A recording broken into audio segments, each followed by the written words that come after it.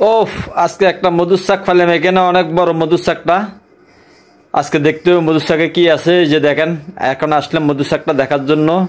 এই যে মধুফোকটা ধরতেছি, কি প্রচুর পরিমাণ মধুফোক আছে। এই যে দেখেন, আমি হাত দিয়ে ধরি, এরা কামড়াতেছে না, এরা কামড়াতেছে না। দেখেন, এটা হচ্ছে অরিজিনাল ফাহারি মধু ফোঁক।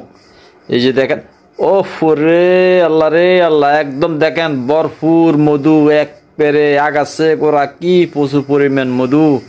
এই যে দেখেন, আটা দিয়ে মুখ বান্ধে রেখেছে, সবগুলো মতরুস, সবগুলো ফুরি রয়েছে মধু, সবগুলো মধু আর মধু। কি প্রচুর পরিমাণ মধু আছে, মনে হয় যে আধা কিলো 3 পাওয়া মধু হবে। ওফ, অনেক প্রচুর পরিমাণ মধু আছে এখানে।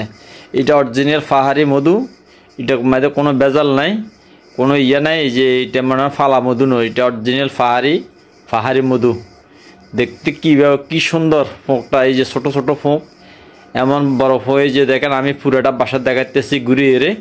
কত বড় একটা বাসা, অনেক বড় বাসা, বাসাটা অনেক সুন্দর। কি প্রচুর পরিমাণ ফোঁক আছে, তার কোনো শেষ নাই, তার কোনো শেষ নাই। এমনভাবে বসে রয়েছে ফোঁকাটা, ইয়ের মতন, এই যে ঘুরিয়ে এরে ইয়ের মতন বসে রয়েছে চারিদিক দিয়ে।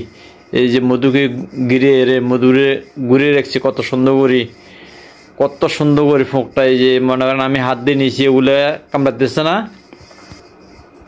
না, এগুলো দেখেন কত সুন্দর করে বসে রয়েছে। এই যে চারিদিক দিয়ে, এই যে দেখেন একটা আলামা দিছি এখানে। এটা আমি এটা বাসাটা পাওয়ার পরে এটা আলামা দিছি। এই আলামাটা দেওয়ার পরে মনে করেন একটা রসিদ বাঁধি দিয়েছি, এটা কেউ আর ধরবে না। এই আলামা যে দেখবে আর কেউ ধরবে না, মনে করবে আরেকজনে এটা দেখে গেছে, এটা আলামা দাগ দিয়েছে, এটা দাগ দিয়ে রাখলাম। কি প্রচুর পরিমাণ মধু দেখছেন।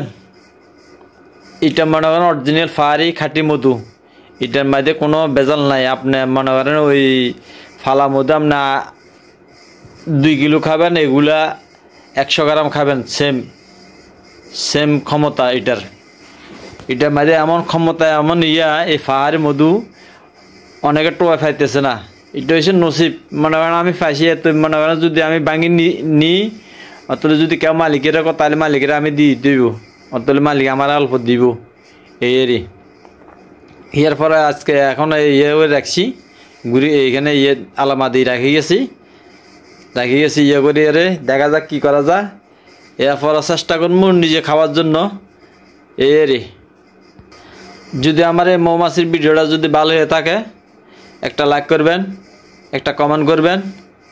ওকে, আল্লাহ হাফেজ।